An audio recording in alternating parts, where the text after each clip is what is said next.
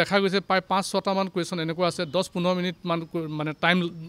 দৰকাৰ হৈছে আৰু তাৰপিছত ল'ৰা কুৱেশ্যনটো আনচাৰ উলিয়াইছে এইটো কিন্তু MCQ কেতিয়া হ'ব নোৱাৰে তেনেকুৱা প্ৰথম পৰ্যায়ৰ MCQখনত তেনেকুৱা ভুল আছে কিছুমান কুৱেশ্যন আকৌ আমাৰ কিতাপখনত লিখা আছে যে এইটো এক্সামৰ কাৰণে নহয়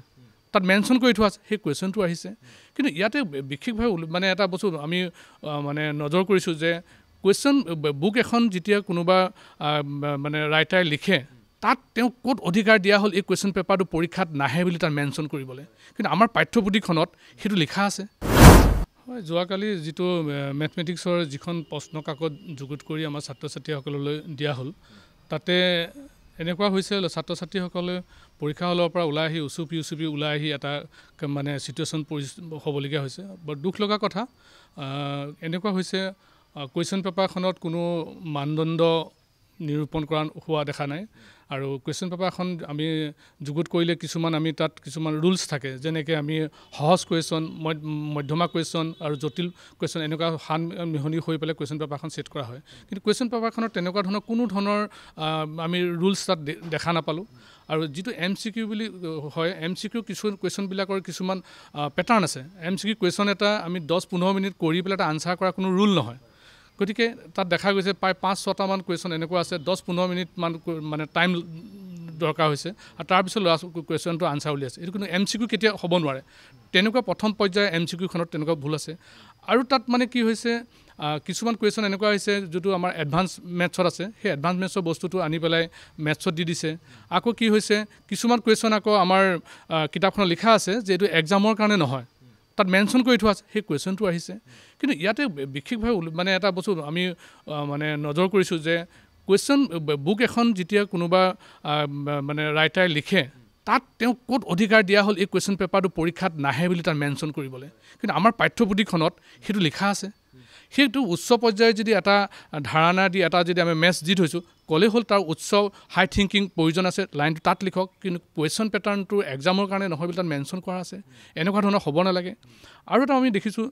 সেৱাৰ ক্ষেত্ৰত আমি দেখিছোঁ আমাৰ এতিয়া হাইস্কুল শিক্ষান্ত পৰীক্ষাত মেথমেটিক্সৰ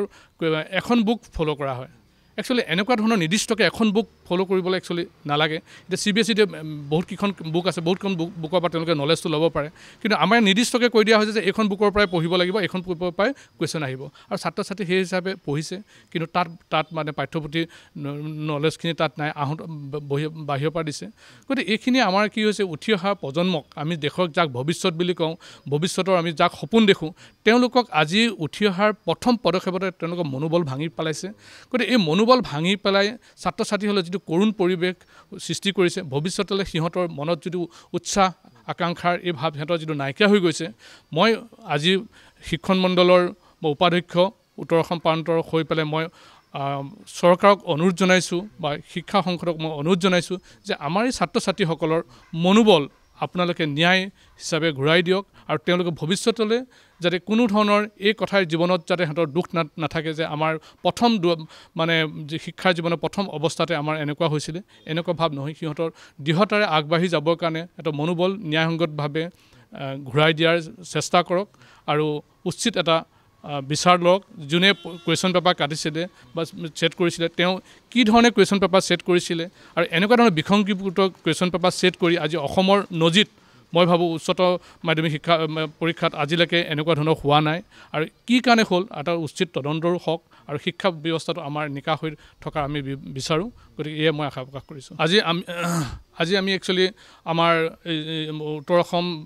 আমাৰ ভাৰতীয় শিক্ষণ মণ্ডলৰ আজি এখন আমি বৈঠকো দিছোঁ আজি ইয়াত আমাৰ বিভিন্ন শিক্ষাবিদসকল বিভিন্ন কলেজ পৰ্যায় স্কুল পৰ্যায়ৰ পৰা ধৰি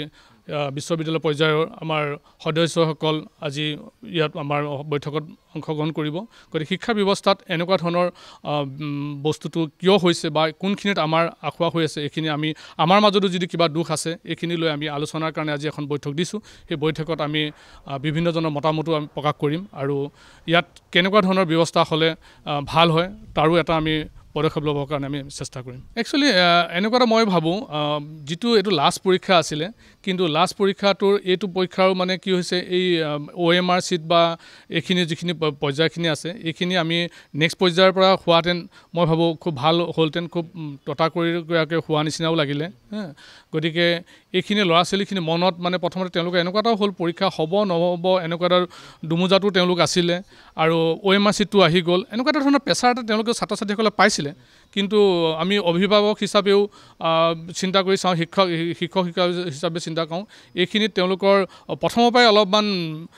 এটা খেলি মেলি পৰ্যায়ৰ মাজে পৰীক্ষাত অৱতীৰ্ণ হ'বলৈ তেওঁলোক আগবাঢ়িছিল আৰু তাৰপিছত এনেকুৱা এটা ধৰণৰ যেতিয়া হৈ গ'ল এইটোৱে মানে বৰ দুখ লগা মুহূৰ্ত আমি আশা কৰোঁ তেওঁলোকক যিকোনো প্ৰকাৰে ন্যায় আৰু তেওঁলোকৰ মনোবল আমি ঘূৰাই দিয়াৰ ক্ষেত্ৰত অসমবাসী হৈ চবেই আমি এটা সুস্থ চিন্তা লৈ পেলাই এটা পদক্ষেপ ল'ব লাগিব